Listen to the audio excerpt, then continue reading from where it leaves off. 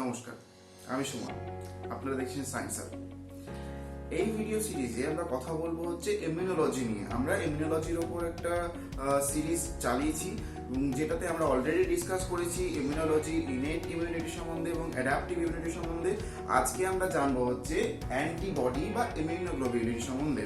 তো এই অ্যান্টিবডি বা ইমিউনোগ্লোবিউলিন জিনিসটা কি, কোথা থেকে তৈরি হয়, এই কি কি টাইপস, কত ধরনের ইমিউনোগ্লোবিউলিন হয় এবং সেই ইমিউনোগ্লোবিউলিনগুলো আমাদের বডিতে কিভাবে কাজ করে, সেই সব কিছু আজকে আমরা ডিটেলসে কভার করার চেষ্টা করব। তো সেই বিষয়ে জানতে হলে এবং নিজের ধারণা ক্লিয়ার করতে হলে আমাদের সাথে থাকুন, ভিডিওটি পুরোটা দেখুন। তো চলুন শুরু করা যাক।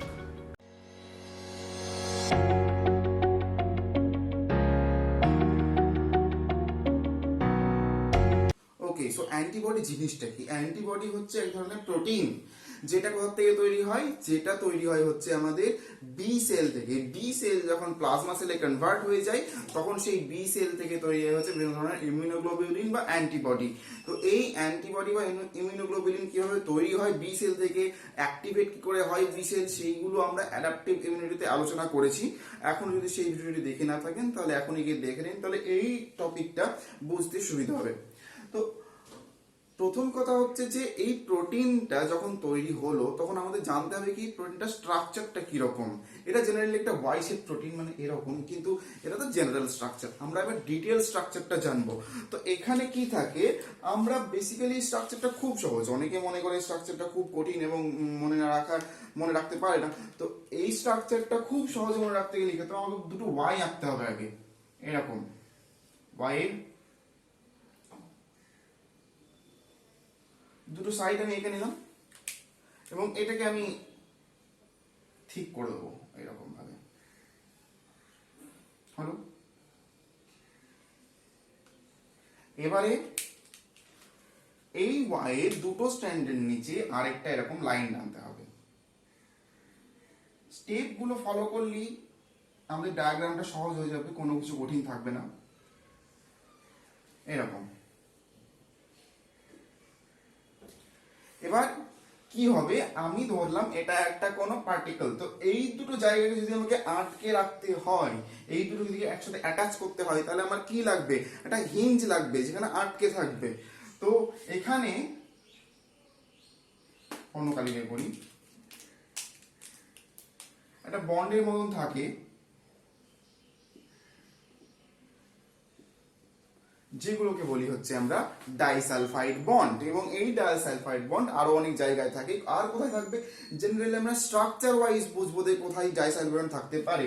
তো এখানে একটা থাকবেই, কারণ হচ্ছে দুটো এই স্ট্রাকচারটাকে একসাথে আটকে রাখবার জন্য। আরেকটা কোথায় থাকবে? জেনারেলি এইখানে থাকতে হবে, এইখানে কোন একটা জায়গায় থাকতে হবে। কেন থাকতে হবে না, এই যে স্ট্রাকচারটাকে, এই লাল কালারের এই আর্মটাকে ব্লু কালারের আর্মের সাথে আটকে রাখবার জন্য। তো এখানে থাকবে। এবারে এইটা তো এখানেও থাকতে পারতো, এখানে কেন থাকে না, মানে ওপরেও থাকতে পারতো, আমি নিচে কেন দিলাম? তার কারণ আছে এবং তার সেই কারণে আমি বলবো। এবারে এটা হচ্ছে আমি জেনারেল স্ট্রাকচার আমি বললাম এরকম হয়। এই ব্লু কালারের আর্ম এবং রেড কালারের আর্ম, এই দুটো আর্মের নাম রয়েছে। ব্লু কালারের আর্মটাকে বলি আমরা হেভি চেন। ঠিক আছে, এটা কি বলবো? এটাকে বলবো আমরা হচ্ছে হেভি চেন। এবং এই রেড কালারের যে পোর্শনটা সেটাকে বলবো আমরা লাইট চেন।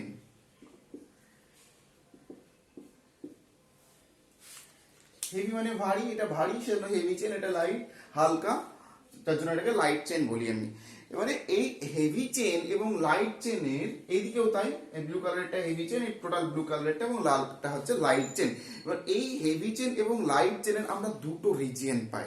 একটা হচ্ছে ভেরিয়েবল রিজিয়ন, একটা হচ্ছে কনস্ট্যান্ট রিজিয়ন, যেটা আমি আগেও বলেছি। যে ভেরিয়েবল রিজিয়ন কোনটা?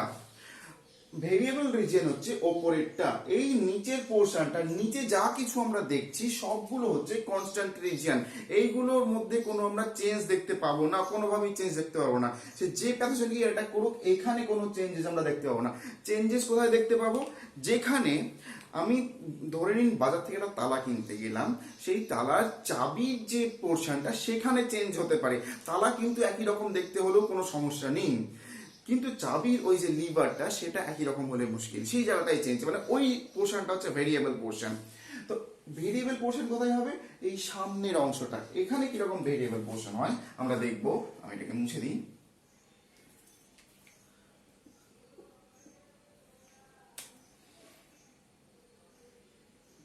লেট সাপোজ এরকম মাঝে একটা গ্রুপ দেখতে পেলাম। তো এটা হচ্ছে এই ফার্স্ট পোর্শনের ভেরিয়েবল পোর্শন। তো আমরা ভেরিয়েবল পোর্শন কটা ভাগে ভাগ করতে পারি? এবার ভেরিয়েবল পোর্শনের ভাগ রয়েছে।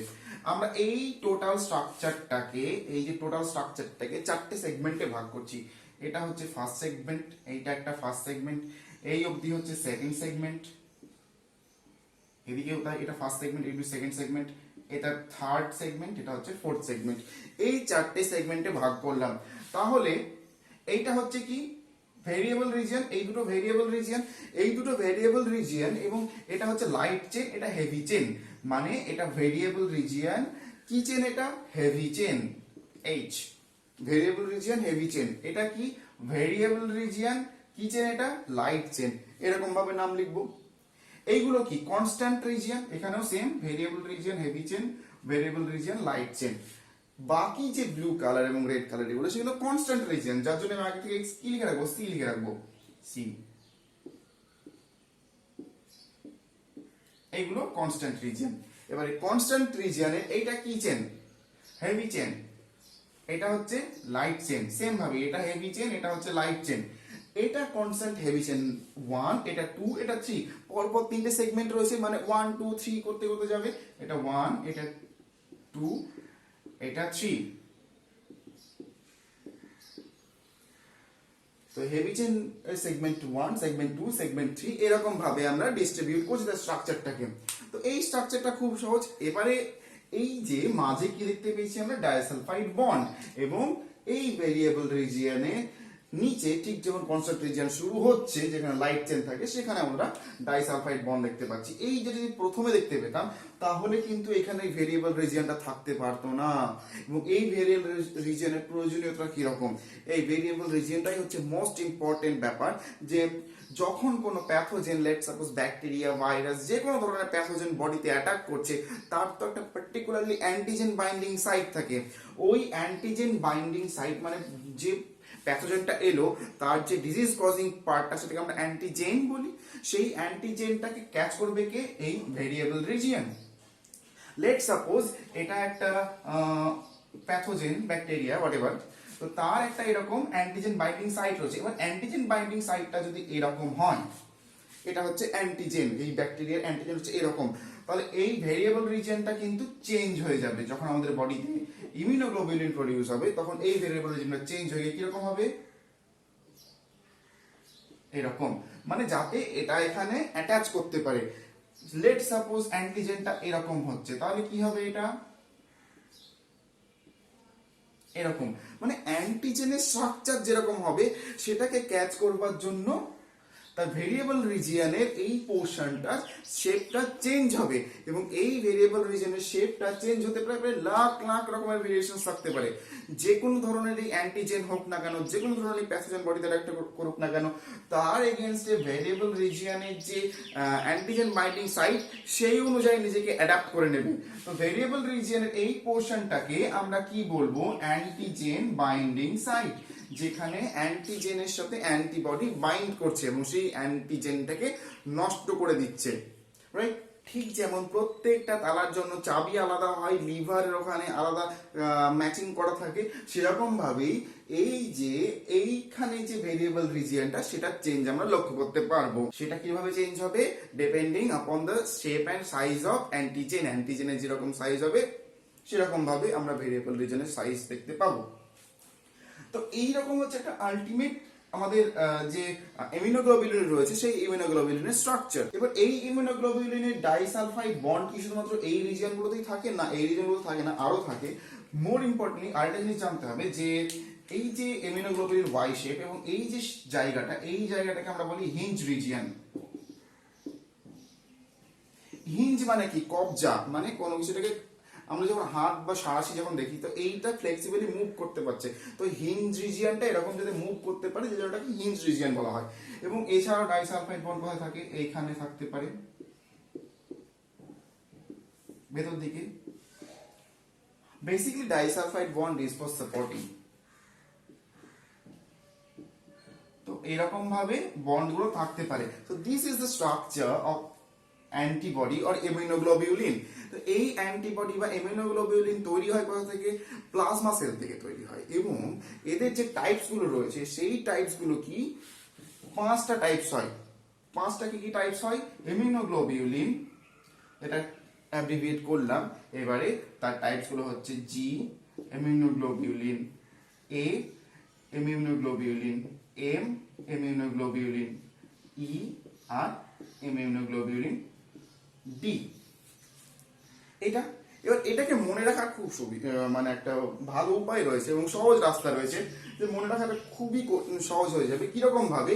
এই যে ইমিউনোগ্লোবিউলিন, এটাকে তো মনে রাখতে অসুবিধা নেই। এবার কি কি টাইপস এর হয়? জি এ এম ই ডি একসাথে নিয়ে নেব। কি হয়? গেমড। এই দুই ধরনের হচ্ছে ইমিউনোগ্লোবিউলিন, এই 5 ধরনের ইমিউনোগ্লোবিউলিন হয়। জি এ এম ই ডি এইগুলো আলাদা আলাদা টাইপস। গেমড মনে রাখবো আমরা, তাহলে আমাদের ইমিউনোগ্লোবিউলিনস এর টাইপস মনে থাকবে। আইজিজি, আইজিএম, আইজিডি, আইজিএ এবং আইজিই। সেটাকে আমরা পরপর সাজিয়ে নেব। এবারে প্রত্যেকটা ইমিউনোগ্লোবিউলিন যেগুলো রয়েছে গেমড, সেই ইমিউনোগ্লোবিউলিনগুলোতে তার যে হেভি চেইন, সেই হেভি চেইনের 5টা টাইপস হয়। এই 5টা টাইপসও আমাদের মনে রাখা খুব সহজ। কি কি 5টা টাইপস? আমি সেখানে 5টা টাইপস আলাদাভাবে লিখছি। আলফা, আমি এরকম ভাবে এই অনুযায়ী যাই। আইজিজি এর ক্ষেত্রে কি হবে? গামা, মনে রাখা খুব সহজ, gamma. G for gamma. M for কি হবে? মিউ, মিউ এখানে হেভি চেইনের ইয়ে থাকবে। ডি দিয়ে কি হবে? ডেল্টা থাকবে এখানে, তাহলে এ অ্যালফা থাকবে, ই এপসাইলন। এই 5টা টাইপস কি? আইজিজি এর ক্ষেত্রে থাকবে গামা, এম এর ক্ষেত্রে থাকবে মিউ, ডি এর ক্ষেত্রে থাকবে ডেল্টা, এ এর ক্ষেত্রে অ্যালফা, ই এর ক্ষেত্রে এপসাইলন। খুব সহজ। এবারে আমরা ইন্ডিভিজুয়াল এই 5টা ইমিউনোগ্লোবিউলিন সম্বন্ধে জানবো, এদের কাজ জানবো, এদের স্ট্রাকচার জানবো। আচ্ছা, তো আমরা এবার ইমিউনোগ্লোবিউলিনের যে টাইপস গুলো IgG A M E D এগুলো সম্বন্ধে জানবো। আমি এগুলো লিখেছি এবং কি লিখেছি পাশে? Plasma sell. প্লাজমা সেল কেন লিখেছি? কারণ প্রত্যেকটা immunoglobulin, each and every type of immunoglobulin is produced from plasma cell. Beta cell, B সেলটা পরে প্লাজমা সেলে কনভার্ট হয়ে যায় এবং সবগুলো প্লাজমা সেল থেকে তৈরি হয়, যার জন্য আমি এটা লিখে রেখেছি। এবার ইন্ডিভিজুয়ালি একটা করে দেখব যে এখানে কি কি হয়। তো প্রথমে আমরা দেখব হচ্ছে আইজিজি। এই আইজিজি অ্যান্টিবডিটা that is the most abundant.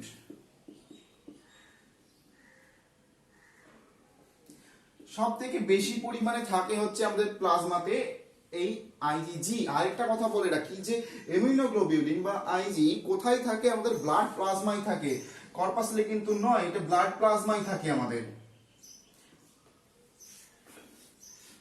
তো এটা হচ্ছে সব থেকে বেশি পরিমাণে পাওয়া যায় আইজিজি এবং এটা অ্যাপ্রক্সিমেটলি 70 থেকে 75% মতন পাওয়া যায়। এই পার্সেন্টেজটা কোথাও কোথাও ভ্যারি করে, কোথাও কোথাও 70%, কোথাও কোথাও 80% দেওয়া থাকে, কিন্তু ওই রেঞ্জ 70 থেকে 75% থাকে হচ্ছে আমাদের আইজিজি। এবং এছাড়া এটার প্রাইমারি যে ফাংশন আমি বলতে চাই, তাহলে এটা কি? যখন কোনো ডিজিজ হয় সেই ডিজিজের যে প্রাইমারি ইমিউন রেসপন্স এবং সেকেন্ডারি ইমিউন রেসপন্স, এই দুই ধরনের রেসপন্স যখন চলে, primary immune response in the sense কোনো ডিজিজ অ্যাটাক করার পরে, কোনো একটা নতুন প্যাথোজেন অ্যাটাক করলো, তার পরে যে আমাদের বডিতে রেসপন্সটা হচ্ছে সেটাকে প্রাইমারি ইমিউন রেসপন্স বলি। সেই সময়ে আইজিজি অতটা পরিমাণেও তৈরি হয় না, এটা তৈরি হয় হচ্ছে সেকেন্ডারি ইমিউন রেসপন্স সময়। মানে সেই প্যাথোজেনটা যখন সেকেন্ড টাইম অ্যাটাক করলো তখন তৈরি হবে হচ্ছে সব থেকে বেশি পরিমাণে আইজিজি। যার জন্য এখানে এক্ষেত্রে আমরা কি দেখতে পাই যে সেকেন্ডারি ইমিউন রেসপন্সে এই আইজিজি এর পরিমাণটা, production of IgG is way more higher, প্রচুর পরিমাণে এটা সিক্রেট করে, যার ফলে এটা র্যাপিডলি আমাদের সেই সেকেন্ড টাইম ডিজিজকে ইজিলি কাউন্টার করতে পারে। ঠিক আছে। আর আইজিজি আরেকটা যেটা ইম্পর্টেন্ট কাজ সেটা হচ্ছে যে it can go through placenta. এটা প্লাসেন্টা ভেদ করতে পারে। প্লাসেন্টা কি জিনিস? মাদার বডিতে তৈরি হয়, মাদার বডিতে একটা অর্গান ডেভেলপমেন্ট হয় যেখান থেকে বেবির বডিতে নিউট্রিশন যায়। তো এই প্লাসেন্টার মধ্যে দিয়ে, late suppose is the placenta, এবং এর মধ্যে দিয়ে আম্বিলিকাল কর্ড রয়ে যাচ্ছে। এই আম্বিলিকাল কর্ডের মধ্যে দিয়ে ব্লাড যাচ্ছে এবং এটা এখানে আছে হচ্ছে বেবি, ধরে নিন এটা বেবি, কষ্ট করে ধরে নিন। তো এই বেবির মধ্যে কি যাবে, মাদার বডি থেকে IgG-টা যাবে। তার ফলে কি হবে, বেবির বডিতে একটা প্যাসিভ ইমিউনিটি তৈরি হবে। কারণ প্রথম ক্ষেত্রে তো বেবির বডিতে এরকম ইমিউন বা এই যে ইমিউনোগ্লোবিউলিন তৈরি হয় না, তো প্যাসিভ ইমিউনিটি তৈরি করে হচ্ছে এই IgG, কারণ এটা মাদার বডি থেকে প্লাসেন্টা ভেদ করে বেবির বডিতে যাচ্ছে। হলো। আর একটা যেটা কাজ সেটা হচ্ছে কি, লেটস সাপোজ এটা কোনো একটা প্যাথোজেন, এই প্যাথোজেনের যে অ্যান্টিজেন, সেই অ্যান্টিজেনের সাথে কি করবে, IgG বন্ড ফর্ম করবে, এবং IgG বন্ড ফর্ম করার পর এই যে IgG এর ওপরে, এই ওপরে কি করবে, এটা কমপ্লিমেন্ট সিস্টেমকে অ্যাক্টিভেট করবে। আমি কমপ্লিমেন্ট সিস্টেম নিয়ে আলোচনা করব, এখনো আলোচনা করিনি কমপ্লিমেন্ট সিস্টেম নিয়ে। তো কমপ্লিমেন্ট সিস্টেমকে অ্যাক্টিভেট করবে, যার ফলে আরো বেশি বেশি করে কি হবে, ইমিউন রেসপন্স এই পার্টিকুলার প্যাথোজেনের এগেইনস্টে দেখা যাবে, যেটা ভাইরাস হোক ব্যাকটেরিয়া হোক, হুড়মুড়িয়ে মারতে চলে আসবে। কিভাবে না, এটা কমপ্লিমেন্ট সিস্টেমকে অ্যাক্টিভেট করছে জন্য। আরেকটা জিনিস দেখা যায়, তো সেটা কিরকম জিনিস, এটা যদি ভাইরাসের ক্ষেত্রে হয় বা পার্টিকুলারলি কোনো স্পেসিফিক প্যাথোজেনের ক্ষেত্রে হয়, নিউট্রালাইজেশন বলি এটাকে আমরা। ধরে নিলাম এটা একটা ভাইরাস যার মধ্যে DNA RNA হোয়াটএভার রয়েছে, তো সেইটার সাথে কি হবে, ইমিউনোগ্লোবিউলিন Gটা বন্ড ফর্ম করবে, মানে বাইন্ড করবে কোন সাইটে, এই অ্যান্টিজেন যেখানে রয়েছে, এই ধরুন ব্ল্যাক ডটস গুলো অ্যান্টিজেন, তো এইখানে বাইন্ড করবে। এবার এই অ্যান্টিজেনটা যখন বডিতে বাইন্ড করতে চাইবে ভাইরাসের, তখন এটা বাইন্ড করতে পারবে না। কেন না, এখানে ইমিউনোগ্লোবিউলিন অলরেডি সেই জায়গাটাকে ব্লক করে রেখেছে। আমি যদি তালার যেখানে চাবি ঢোকানোর জায়গা সেটাকে ব্লক করে রাখি, তাহলে চাবি ঢুকতে পারবে না। খুব সিম্পল। তো সেই যে প্রসেসটা, সেই প্রসেসটাকে কি বলা হয়, নিউট্রালাইজেশন বলা হয়। তো IgG এই নিউট্রালাইজেশনে হেল্প করে। এবং আরেকটা জিনিস যেটা আমি বলা হয়নি, সেটা হচ্ছে IgG structure. It is monomeric in structure, monomer এরকম, মানে সিঙ্গেল, আমি ওয়াই শেপ ব্যাপারটা দেখতে পাবো, মনোমার যেটাকে বলি। তো এই হচ্ছে IgG এর সম্বন্ধে ব্যাপার। এবারে কি জানবো আমরা, IgA।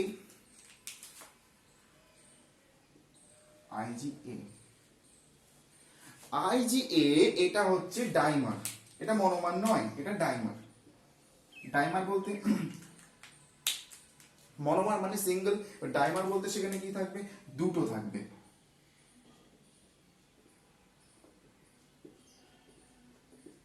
এরকম ভাবে থাকে, ঠিক আছে।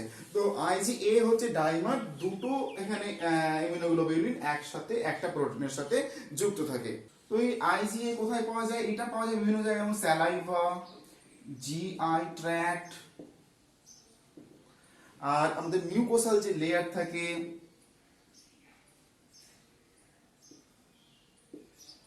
তো এই সমস্ত জায়গায় আমরা পেয়ে থাকি হচ্ছে IgA। এবং আরেকটা জিনিস যেখানে থাকে ব্রেস্ট মিল্ক,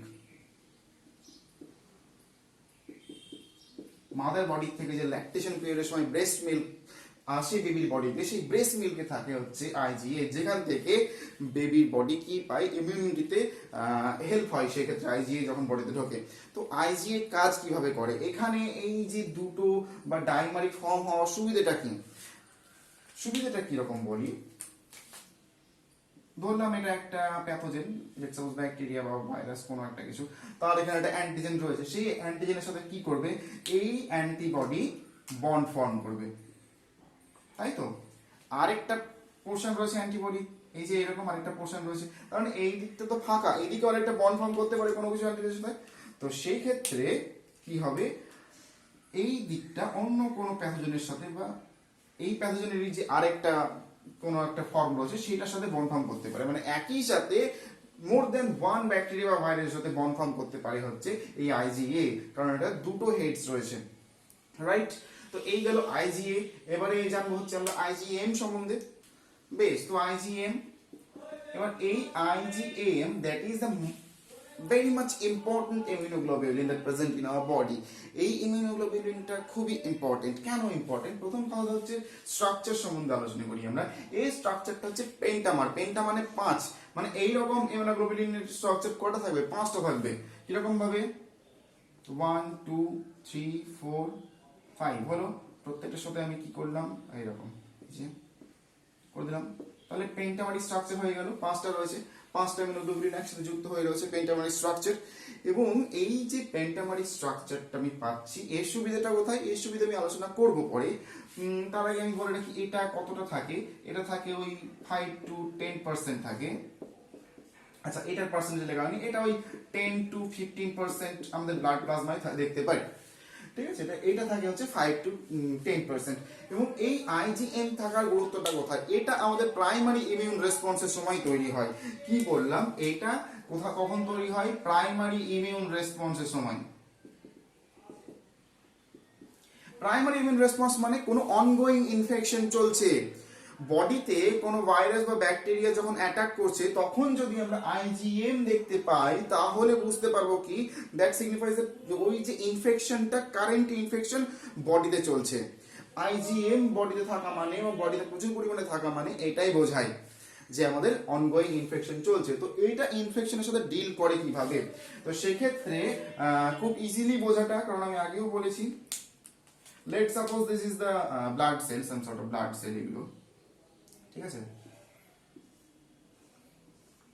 তাহলে এই যে ইমিউনোগ্লোবুলিন এম যেটা রয়েছে আইজিএম, সেটা কি করবে, এই ব্লাডের ওপর কোনো যদি প্যাথোজেন থেকে থাকে, কোনো ভাইরাস ব্যাকটেরিয়া হোয়াটএভার থেকে থাকে, তাহলে সেই তার প্যাথোজেনের সাথে বন্ড ফর্ম করবে,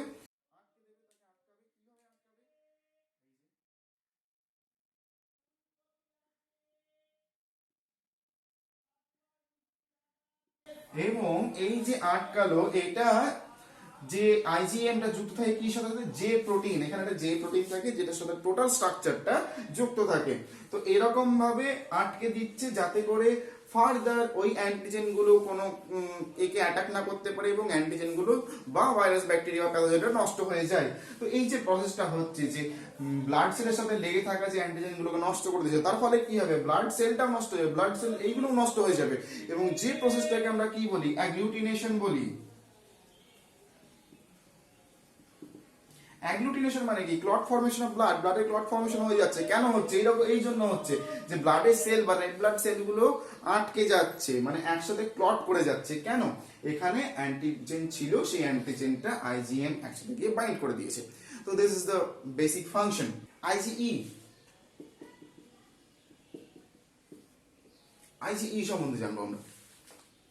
আইজিই এটাও একটা ইম্পর্টেন্ট রোল প্লে করে, যদিও এটা খুব কম পরিমাণে থাকে, 0.1% বা এরকম আশেপাশে কিছু থাকে। এবং এটা জেনারেলি কি রকম স্ট্রাকচার, মনোমারিক ইনফর্ম, মনোমার হতে পারে। তো এটা হচ্ছে কি মনোমার, এটা ডাইমার, এটা পেন্টামার, এটা মনোমার। হ্যাঁ, অবশ্য আইজিএম মনোমারও হতে পারে, কোনো কোনো সময় আইজিএম মনোমারও হতে পারে। তো সেই কোন সময় মনোমার হতে পারে আমি সেটা পরে বলছি। তো আইজিই এটা হচ্ছে মনোমারিক ইন নেচার। এর কাজটা কিরকম, এর কাজটা হচ্ছে ইম্পর্টেন্ট একটা কাজ। সেটা কিরকম, আমরা জানি মাস্ট সেল রয়েছে, ধরে নাম এটা মাস্ট সেল, এবং মাস্ট সেলের এখানে কি থাকে, রিসেপ্টর থাকে, ঠিক আছে। তো এই যে রিসেপ্টর রয়েছে মাস্ট সেলের এখানে, এই রিসেপ্টরের এখানে কি হবে, আইজিই গিয়ে বসে পড়বে এরকম ভাবে বসলো। এবার যখনই এই মাস্ট সেলের, এটা মাস্ট সেল আমি লিখে দিই, মাস্ট সেলের উপরে আইজিই গিয়ে বসে পড়বে, তখন মাস্ট সেল অ্যাক্টিভ হয়ে যাবে, এবং তার ফলে কি হবে, ইনফ্লামেটরি রেসপন্স তৈরি হবে। ইনফ্লামেটরি রেসপন্স তৈরি হলে কি হবে, মাস্ট সেল কি তৈরি করবে, প্রোস্টাগ্ল্যান্ডিন তৈরি করবে, এছাড়া তৈরি করতে পারে হচ্ছে হিস্টামিন। এবার এই যে প্রোস্টাগ্ল্যান্ডিন বা হিস্টামিন এইগুলো তৈরি হওয়ার ফলে ইনফ্লামেটরি রেসপন্স তৈরি হয়। ইনফ্লামেশন সম্বন্ধে আমি আগেই বলেছি যে ইনফ্লামেশন কি, কোনো একটা জায়গায় সোয়েল আপ করে যাওয়া, ফুলে যাওয়া ব্লাড ভেসেলস এর মধ্যে। কেন না, ওর মধ্যে প্রচুর পরিমাণে আমাদের ইমিউন সেলস গুলো জড়ো হয়ে অ্যাটাক করেছে, তাই তো। এবারে ইমিউনোগ্লোবুলিন ই থাকে কোথায়, আইজিইটা থাকে কোথায়, প্রাইমারিলি এটা আমরা দেখতে পাই হচ্ছে আমাদের রেসপিরেটরি ট্র্যাক্টে, যেমন ওই ট্রাকিয়া, ব্রঙ্কাই, ব্রঙ্কিওলস, এই ট্রাকিয়ার এই সমস্ত জায়গাতে। আর কোথায় থাকে, জিআই ট্র্যাক্টে থাকতে পারে, গ্যাস্ট্রোইন্টেস্টিনাল ট্র্যাক্টে, মানে এই ইন্টেস্টাইনের বিভিন্ন জায়গায় থাকতে পারে। তো এই সমস্ত জায়গায় আইজিই দেখতে পাচ্ছি আমরা। তো রেসপিরেটরি ট্র্যাক্টে যখন ইনফ্লামেটরি রেসপন্স তৈরি হচ্ছে তখন ব্যাপারটা কি হয় ভালো করে দিকে লক্ষ্য করতে হবে। সেটা হচ্ছে যে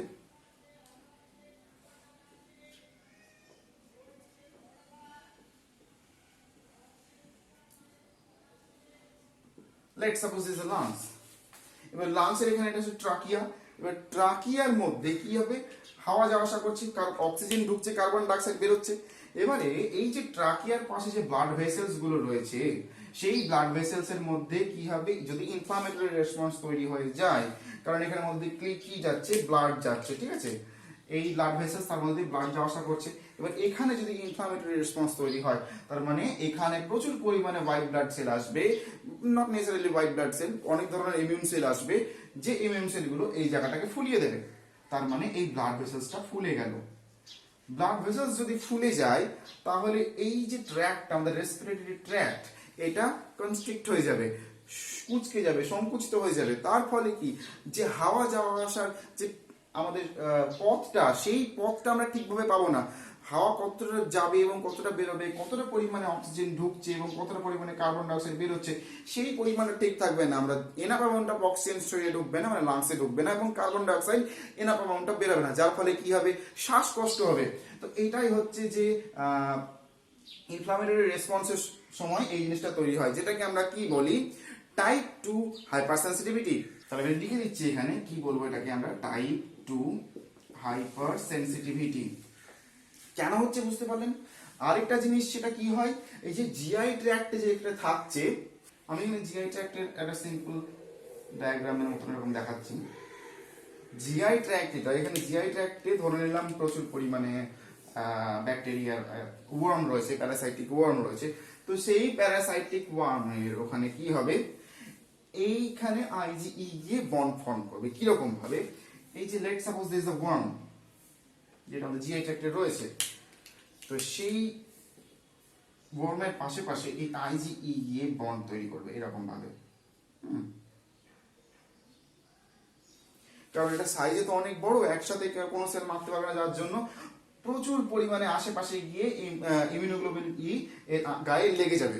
এবং এই ইমিউনোগ্লোবুলিন ই এর গায়ে কি লেগে যাবে, ইওসিনোফিল। আমি এটা আগেও বলেছি অ্যাডাপটিভ ইমিউনিটিতে, ইওসিনোফিল লেগে যাবে, এক ধরনের হোয়াইট ব্লাড সেল আমাদের ইওসিনোফিল। তো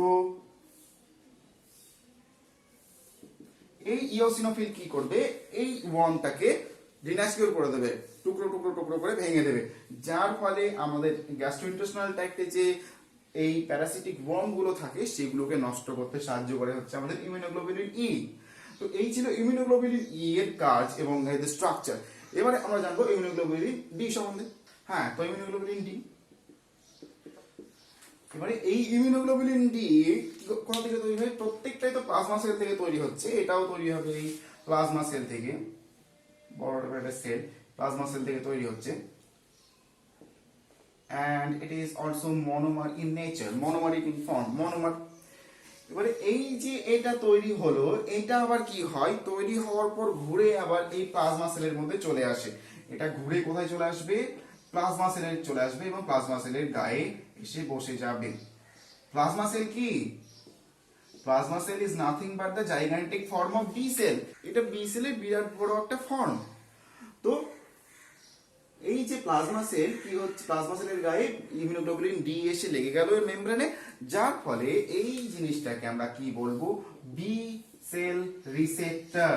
বি সেল রিসেপ্টর হিসেবে কাজ করে, যেহেতু এটা এই ইমিউনোগ্লোবুলিনটা আমাদের কি হচ্ছে, প্লাজমা সেলের সারফেসে লেগে থাকছে এবং এটা আমাদের প্রাইমারিলি কিছু জেনারেল ইমিউনিটিতে হেল্প করে। এবং আরেকটা জিনিস এখানে দেখুন, যে ইমিউনোগ্লোবুলিন এম আমি বলেছিলাম যে মনোমারিক ইন নেচার হয় মাঝে মাঝে। তো এই ইমিউনোগ্লোবুলিন এমটাও কি হতে পারে, এই প্লাজমা সেলের গায়ে এসে বা সারফেস লেয়ারে এসে অ্যাটাচ হতে পারে অ্যাজ বি সেল রিসেপ্টর। তো কি হচ্ছে, ইমিউনোগ্লোবুলিন এম এবং ইমিউনোগ্লোবুলিন ডি প্রাইমারিলি জেনারেল ফর্মে কি থাকতে পারে, বি সেলের গায়ে থাকতে পারে as a B cell receptor, এবং সেই রিসেপ্টরটা বিভিন্ন ধরনের প্যাথোজেনকে রিসিভ করে এবং সেটাকে নষ্ট করে। তো তো এই ছিল হচ্ছে আমাদের ইমিউনোগ্লোবুলিন সম্বন্ধে যে ধারণা, যে ইমিউনোগ্লোবুলিনের টাইপস গুলো এবং সেই ইমিউনোগ্লোবুলিনের টাইপস গুলো কি কাজ করে, কোথায় থাকে এবং তাদের পার্সেন্টেজ কত, কিরকম স্ট্রাকচার, তো সেই কিছু সম্বন্ধে আমাদের ইমিউনোগ্লোবুলিন সম্বন্ধে আমরা জানলাম। তো এটাই ছিল আমাদের ভিডিও যে ইমিউনোগ্লোবুলিন সম্বন্ধে। তো আশা করি ভিডিওটা আপনাদের ভালো লেগেছে। যদি ভালো লেগে থাকে তাহলে ভিডিওটি লাইক করুন, শেয়ার করুন এবং যদি কোনো কোয়েশ্চেন থাকে, কোনো কোয়ারিজ থাকে তাহলে আমাদের কমেন্ট করে জানাতে ভুলবেন না। ভিডিওটি দেখার জন্য ধন্যবাদ।